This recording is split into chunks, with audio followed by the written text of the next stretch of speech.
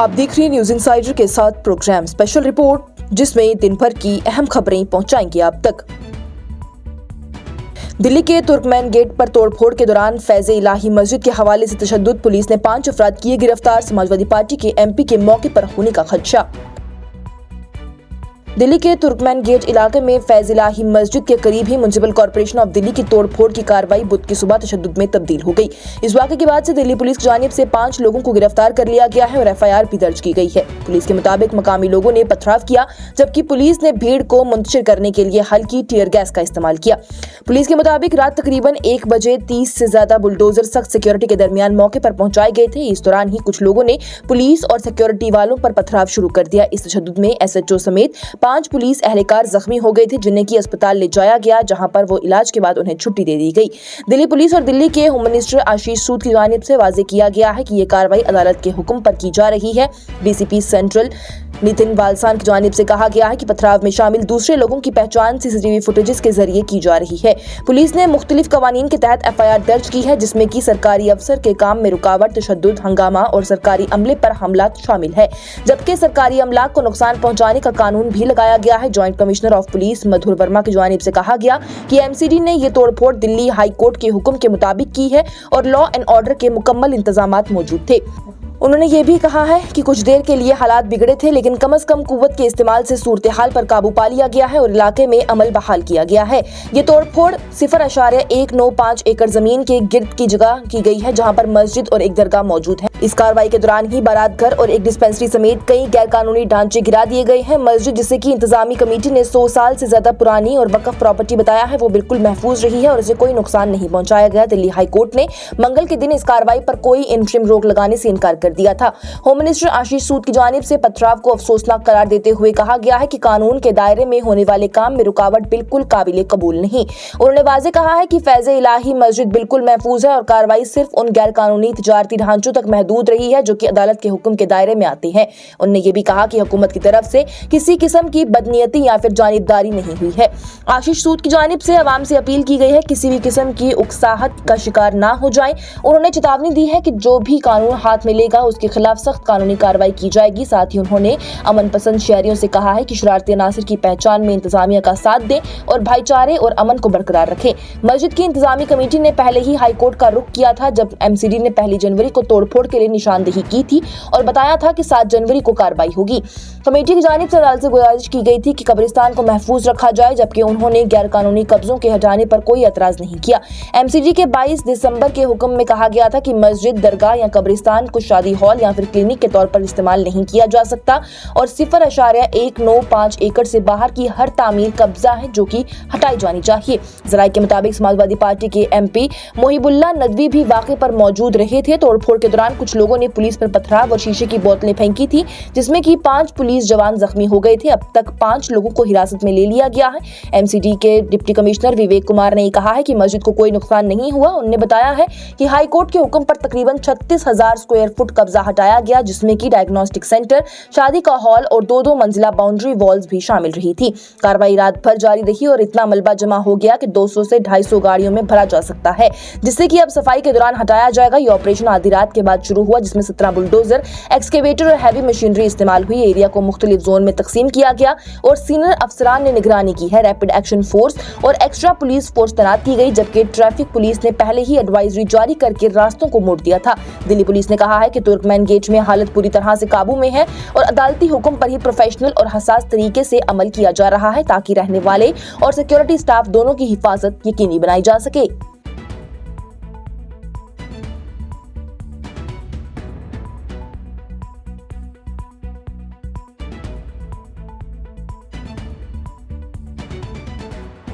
इस प्रोग्राम को आप तक पहुंचाने में हमारे साथ ताउन किया है ग्लोबल इनोवेशंस कंसल्टेंसी ने, जो कि तालीम के लिए वादी का भरोसेमंद ब्रांड है। स्टार हॉस्पिटल, सनत नगर, श्रीनगर ने, जहां दुनिया के बेहतरीन डॉक्टर्स हर मर्ज का शिफा बख्श इलाज करते हैं। जमीन सिर्फ जायदाद नहीं, जिंदगी है। पीडीपी सरबराह महबूबा मुफ्ती का वज़ीर आला उमर अब्दुल्ला पर सख्त बयान। पीपल्स डेमोक्रेटिक पार्टी की सरबराह और जम्मू कश्मीर की साबका वज़ीर आला महबूबा मुफ्ती की जानिब से बुध के दिन बिजबिहाड़ा में अपने वालिद और पीडीपी के बानी मुफ्ती मोहम्मद सैयद की वफात की बरसी पर मौजूदा वज़ीर आला उमर अब्दुल्ला पर सख्त तनकीद की गई। महबूबा मुफ्ती की जानिब से इल्जाम लगाया गया कि उमर अब्दुल्ला आम आवाम से जुड़े बुनियादी मसाइल, खासकर के जमीन के तहफ़्फ़ुज़ और बागबानी से वाबस्ता लोगों के मसाइल पर खामोश हैं और सिर्फ पीडीपी के खिलाफ बयानबाजी करते हैं। महबूबा मुफ्ती की जानिब से कहा गया है कि उमर अब्दुल्ला के पास मुकम्मल अक्सरियत है और उनकी पार्टी के नुमाइंदे लोकसभा और राज्यसभा दोनों में मौजूद हैं। इसके बावजूद वो गरीब आवाम को मुतासिर करने वाले मसाइल पर आवाज नहीं उठा रहे। उनका ये कहना है कि उमर अब्दुल्ला को ये समझ ही नहीं है कि एक गरीब खानदान के लिए जमीन और बाग की क्या अहमियत होती है। इसी वजह से वो उन लोगों के लिए बोलने से इनकार कर रही हैं जिनकी रोजी रोटी दांव पर लगी हुई है। महबूबा मुफ्ती की जानिब से कहा गया है कि जम्मू और कश्मीर में बेरोजगारी और लोगों की बेचैनी खतरनाक हद तक बढ़ चुकी है। उन्होंने कहा है कि पुलवामा के एक डॉक्टर खुदकुशी पर मजबूर हो गया है और दिल्ली में कुछ बेगुनाह लोगों की जान चली गई है, लेकिन इस पर भी हुकूमत खामोश रही है। उनका ये कहना है कि ये वाकयात मुआशरे में बढ़ती हुई मायूसी और गुस्से का सबूत है। उन्होंने हुकूमत से मुतालबा किया कि रेल प्रोजेक्ट या फिर किसी भी बड़े तरक्याती मंसूबे के लिए जमीन लेने से पहले मकामी नौजवानों को रोजगार दिया जाए और मुतासिर होने वाले खानदानों के लिए मुनासिब भलाई का इंतजाम किया जाए। महबूबा मुफ्ती की जानिब से कहा गया कि कश्मीर में जमीन सिर्फ जायदाद नहीं बल्कि गरीब खानदानों की पहचान, इज्जत और जिंदगी का सहारा है, इसलिए बगैर यकीनी रोजगार और तहफ़्फ़ुज़ का 1 इंच जमीन भी नहीं ली जानी चाहिए।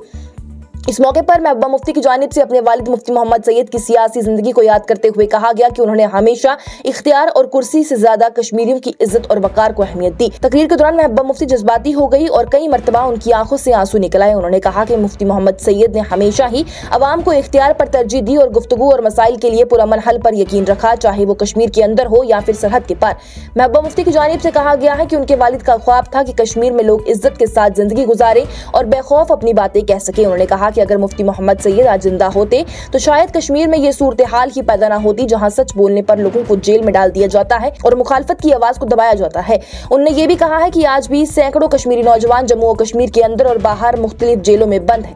जब उन्होंने अदालत से मुतालबा किया कि इन नौजवानों को कश्मीर की जेलों में मुंतकिल किया जाए और बेवजह गिरफ्तारी लोगों को भी रिहा किया जाए तो उनका मजाक उड़ाया गया।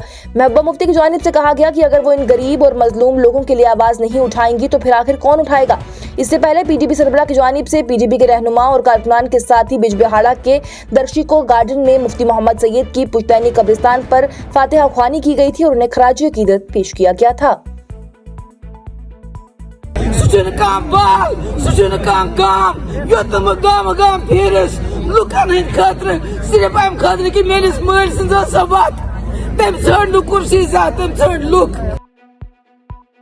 दुनिया आगे बढ़ रही है, हम मंदिर और मस्जिद में ही अटके हुए हैं। काबीना वजीर जावेद राना का वैष्णो देवी मेडिकल कॉलेज के तनाज़े पर बयान आया सामने। काबीना वजीर जावेद राना की जानिब से बुध के दिन ही Shri Mata Vaishno Devi institute of medical excellence Reasi के दाखिले मसाइल पर अपनी फिक्र का इजहार करते हुए कहा गया कि ये बहस न सिर्फ गैर सेहतमंद है बल्कि जमहूरी मुआशरे के लिए नुकसानदेह भी है। उन्होंने कहा कि तालीम में मजहब को शनाख्त का हिस्सा बनाना किसी के लिए भी मुनासिब नहीं है। राना की जानिब से रिपोर्टर से गुफ्तगू करते हुए कहा गया कि मेडिकल कॉलेज के गिर्द जो हालात पैदा हुए हैं उन्होंने मुल्क में गलत पैगाम दे दिया है और ये मुआशरे को पीछे की तरफ धकेल सकता है। उनका ये कहना है कि ये सेहतमंद मसला नहीं है। जमहूरी मुल्क में तालीम में मजहब को शनाख्त बनाना नहीं चाहिए, ये अच्छा पैगाम नहीं है और हमारे मुआशरे को गलत रास्ते पर भी ले जा रहा है। मिनिस्टर की जानिब से चेतावनी दी गई है कि ऐसे मसाइल एक नुकसानदेह मिसाल छोड़ सकते हैं। उनका ये कहना है कि जब आप तालीम को फिरका बना बनाते हैं तो ये मुस्तकबिल के लिए बुरा मिसाल भी कायम करता है। तालीम को लोगों को जोड़ना चाहिए, ना कि तकसीम करना। जावेद राना की जानिब से बीजेपी पर सख्त तनकीद करते हुए कहा गया है कि इस मामले में उनके इरादे और अमल सवाल के घेरे में है। उनका ये कहना है कि बीजेपी के अमल और इरादे अच्छे नहीं है। दुनिया आगे बढ़ रही है जबकि हम मंदिर और मस्जिद के मसाइल में ही अटके हुए हैं। उन्होंने ये कहा है कि मजहबी शनाख्त पर ज्यादा तवज्जो देना अवाम के असल मसाइल से तवज्जो ही हटा देता है। राना का कहना है कि हम गुजरे हुए वक्त को याद कर रहे हैं और मौजूदा सूरत हाल को भूल रहे हैं। इसी तरह से मुल्क तरक्की नहीं कर सकता। उन्होंने जोर देकर कहा है कि हुकूमत को फैसला तालीम, तरक्की और रोजगार पर मबनी लेना चाहिए, ना कि शनाख्त पर मबनी सियासत पर। उन्होंने चेतावनी दी है कि अगर ऐसा फिरका बना रवैया जारी रहा तो ये मुआशरे की हम आहंगी और इदारों की क्रेडिबिलिटी दोनों के लिए ही नुकसानदेह साबित होगा। कितने बड़े डेमोक्रेटिक मुल्क में ये चीज़ें नहीं होनी चाहिए। मजहब के नाम पे, इलाका के नाम पे, मदर मस्जिद के नाम पे आज दुनिया कहाँ जा रही है। हमें तो बहुत एडवांस की बातें करनी चाहिए यार। बदकिस्मती हमारी ये है कि हमारी लीडरशिप जो है वो 1000 साल पीछे की बात करती है। वो देश को, वो समाज को, सोसाइटी को, कौम को, मुल्क को 1000 साल पीछे ले जाना चाहते हैं कि 1000 साल पहले क्या हुआ था, 500 साल पहले क्या हुआ था। जबकि एडवांस कंट्रीज़, एडवांस मुआशरा, एडवांस सोसाइटीज़ 1000 साल आने वाले वक्त के बारे में सोचते हैं। बीजेपी के एमपी सत शर्मा ने एनएमसी के फैसले का खैर मकदम किया। तलबा के मुस्तकबिल को महफूज बनाने पर मरकजी हुकूमत की तारीफ की। नेशनल मेडिकल कमीशन के ज़ेरे इंतजाम मेडिकल असेसमेंट और रेटिंग बोर्ड ने Shri Mata Vaishno Devi institute of medical excellence Reasi से एमबीबीएस कोर्स चलाने की इजाजत मिनिमम मेयारी उसूलों पर पूरा न उतरने की वजह से वापस ले ली है। इस फैसले पर जम्मू कश्मीर में मुख्तलिफ सियासी और समाजी तंजीमों के मुख्तलिफ रद्द अमल सामने आए हैं। बीजेपी और संघर्ष समिति ने इस कदम का खैर मकदम किया है, जबकि नेशनल कॉन्फ्रेंस और पीपल्स डेमोक्रेटिक पार्टी ने इसे इलाके के लिए बड़ा नुकसान करार दिया है। संघर्ष समिति, जो हाल ही में कायम हुई राइट विंग तंजीमों का एक इत्तेहाद है और जिसे बीजेपी की हिमायत भी हासिल है, वो पिछले साल नवंबर से ही जम्मू में एहतजाज कर रही है। समिति का मुतालबा था कि मेडिकल कॉलेज में हुए दाखिले मंसूख किए जाएं और तमाम निशस्तें सिर्फ माता वैष्णो देवी पर ही यकीन रखने वाले तलबा के लिए मंसूख की जाएं। यह एहतजाज उस वक्त शुरू हुआ जब कॉलेज के पहले एमबीबीएस बैच के 50 तलबा का दाखिल नीट मेरिट लिस्ट के जरिए ही मुकम्मल हुआ। इन 50 तलबा में से 42 मुस्लिम तलबा ज्यादातर कश्मीर से थे, जबकि 7 हिंदू तलबा जम्मू से और 1 सिख तालिबे इल्म भी शामिल था। इसी तनासुब ने कुछ तंजीमों की तरफ से शदीद मुखालफत पैदा कर दी और मुस्लिम तलबा को निशाना बनाते हुए दाखिल रद्द करने की भी बात कही और तमाम निशस्तें हिंदू तलबा के लिए महफूज रखने का मुतालबा किया। नेशनल मेडिकल कमीशन के मेडिकल असेसमेंट और रेटिंग बोर्ड ने मंगल के दिन जारी हुक्म में कहा है कि कॉलेज मिनिमम मेयारी जरूरियात पर पूरा नहीं उतर सका है, इसलिए इजाजत वापस ले ली जाएगी। हुक्म के मुताबिक एकेडमिक साल 2025-26 के दौरान दाखिला तमाम तलबा को जम्मू और कश्मीर के दूसरे मेडिकल कॉलेजेस में एक्स्ट्रा निशस्तों पर मुंतकिल किया जाएगा, जिसका की जिम्मा यूनियन टेरिटरी इंतजामिया पर होगा। जम्मू और कश्मीर बीजेपी के सदर सत शर्मा की जानिब से फैसले का खैर मकदम करते हुए कहा गया है कि एनएमसी, मरकजी वजीर सेहत जेपी नड्डा और लेफ्टिनेंट गवर्नर मनोज सिन्हा ने इजाजत वापस लेकर भी तलबा के मुस्तकबिल को महफूज बनाया, जो कि काबिल सताइश है।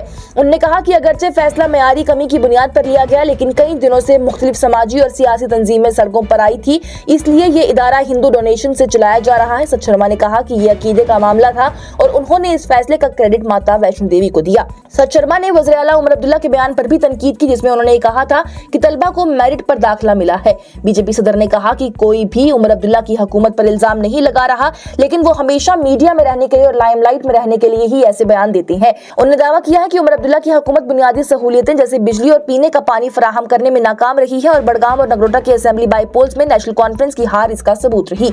इस फैसले के बाद संघर्ष समिति के कारकुन ने ढोल बजाकर और मिठाई तकसीम करके जश्न मनाया। समिति के convener colonel retired Sukhvir Singh Mankotia ने कहा है कि उनकी 45 दिन लंबी एहतजाजी तहरीक यहाँ पर खत्म की जा रही है, लेकिन वो श्राइन बोर्ड की सरगर्मियों पर नाराज रहेंगे और मुतालबा किया है कि बोर्ड सिर्फ हिंदू अवाम के फलाह के लिए काम करे और सरकारी मामलात में मुदाखलत ना करे।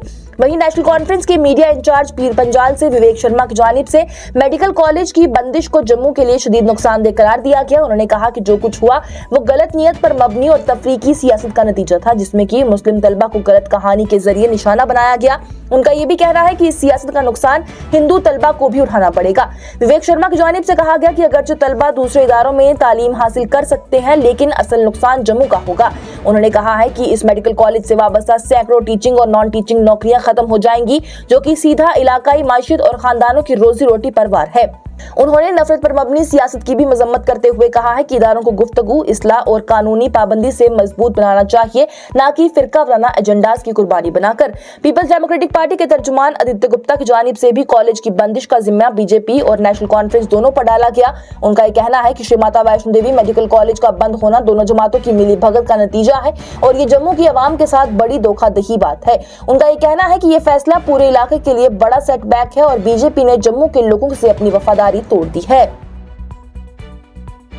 मानना है कि यहाँ के लोगों के भी प्रयास थे और जितनी कंप्लेंट्स एनएमसी के ध्यान में लाई गई थी, उन्होंने अपनी वेरिफिकेशन के बाद इसकी रिकॉग्निशन को जो है वो कैंसिल किया है।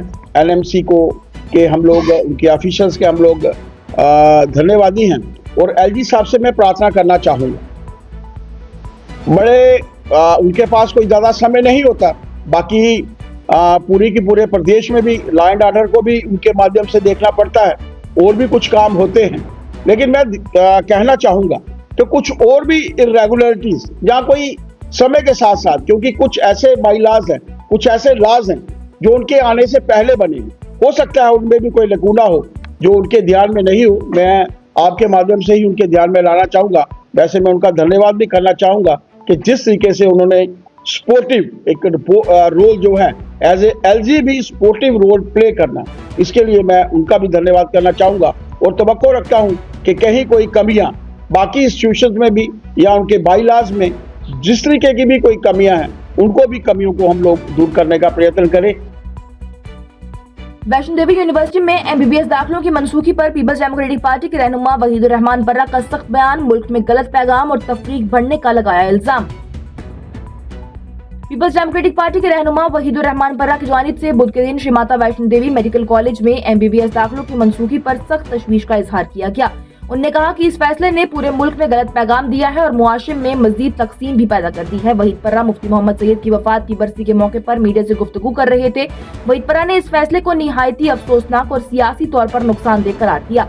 उनका ये कहना है कि माता वैष्णो देवी मेडिकल कॉलेज में एमबीबीएस दाखिला सिर्फ इस वजह से मंसूख किए गए क्योंकि वहां अकलियतों को पूरी तादाद में दाखिला मिल रहा था। उन्होंने ये कहा कि इस कदम से मुल्क भर में गलत तासुर गया है और इंसाफ पर मबनी निजाम पर सवाल भी उठ गए हैं। पर्रा ने इल्जाम लगाया है कि मौजूदा हुकूमत ने दस्तूरी कीमतों की हिफाजत करने के बजाय मुआशरे में नफरत और तफरीक को बढ़ा दिया है। उन्होंने ये भी कहा कि ऐसे फैसले सलाहियत और मेहनत पर मबनी इदारों को कमजोर करते हैं और बराबरी के मौकों के तसव्वुर को भी नुकसान पहुँचाते हैं। उनका कहना है कि इस सोच से मुआशरे में खौफ, बेएतमादी और गैर महफूज महसूसियात पैदा हो जाते हैं जो कि जमहूरियत के लिए खतरनाक हैं।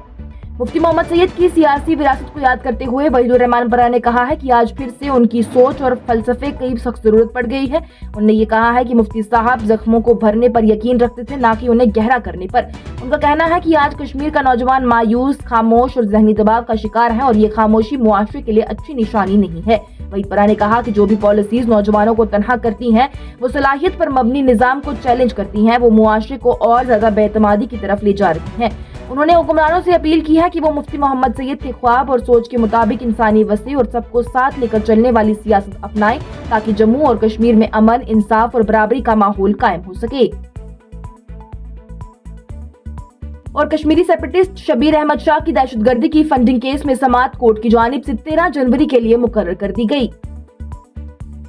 सुप्रीम कोर्ट ने बुध के दिन कश्मीरी सेपरेटिस्ट रहनुमा शबीर अहमद शाह की जमानत दरख्वास्त पर समाअत 13 जनवरी को मुकर्रर कर दी है। ये दरख्वास्त दहशतगर्दी के लिए पैसा जमा करने के एक मुकदमे से मुतल्लिक है। मामला जस्टिस विक्रम नाथ और जस्टिस संदीप मेहता पर मुश्तमिल बेंच के सामने पेश हुआ है। समाअत के दौरान ही शबीर अहमद शाह की जानिब से सीनियर वकील कॉलिन गोंजाल्वस ने दलाइल पेश करते हुए कहा था और इस पर एनआईए की तरफ से पेश सीनियर वकील सिद्धार्थ लूथरा ने अदालत को बताया था कि किसी जाती मजबूरी की वजह से उन्हें मुश्किल पेश आ रही है। लूथरा ने कहा कि गोंजाल्वस अपनी बात रख सकते हैं क्योंकि समाअत में वक्त लग सकता है। बेंच ने कहा है कि अदालत के पास अभी उस दिन महदूद वक्त है, इसलिए मामला अगले हफ्ते सुना जाएगा। सुप्रीम कोर्ट ने बाकायदा तौर पर मामले की समाअत 13 जनवरी के लिए मुकर्रर कर दी। शबीर अहमद शाह ने दिल्ली हाई कोर्ट के 12 जून को सुनाए गए उस हुक्म को चैलेंज किया था जिसमें उनकी जमानत दरख्वास्त रद्द कर दी गई थी। एनआईए ने पिछले महीने ही सुप्रीम कोर्ट को बताया था कि इस केस में गवाहों के बयान दर्ज किए जा रहे हैं। इससे पहले 4 सितंबर को सुप्रीम कोर्ट ने शबीर शाह को इंटरिम जमानत देने से इनकार कर दिया था और एनआईए को नोटिस जारी करके जवाब तलब किया था। हाईकोर्ट ने अपने फैसले में कहा है कि शाह के दोबारा गैरकानूनी सरगर्मी में मुलव्वस होने और गवाहों को मुतासिर करने के इम्कान नजर आ रहे हैं, इसे नजरअंदाज नहीं किया जा सकता। शबीर अहमद शाह को एनआईए ने 4 जून 2019 को गिरफ्तार किया था। 2017 में एनआईए ने 12 अफराद के खिलाफ मुकदमा दर्ज किया था जिन पर यह इल्जाम था कि वो पथराव, सरकारी अमलाक को नुकसान पहुंचाने और मरकजी हुकूमत के खिलाफ जंग की साजिश के लिए पैसा जमा कर रहे थे। आज की स्पेशल रिपोर्ट में इतना ही। दीजिए इजाजत। लेटेस्ट अपडेट्स के लिए देखते रहिए न्यूज़ इंसाइडर 24/7।